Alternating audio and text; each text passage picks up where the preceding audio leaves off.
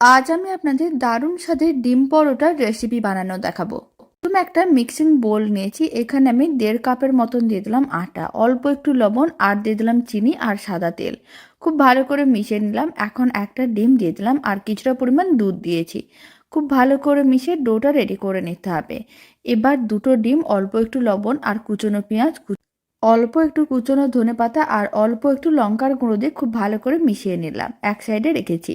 ডোটা থেকে লেচি কেটে নিতে হবে। তারপর এইভাবে রুটির মতন করে বেলে নিতে হবে। অল্প একটু তেল আর অল্প একটু আটা ছড়িয়ে নিলাম।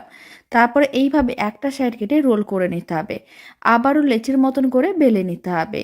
এইভাবে সমস্ত পরোটাগুলো রেডি করে নিচ্ছি।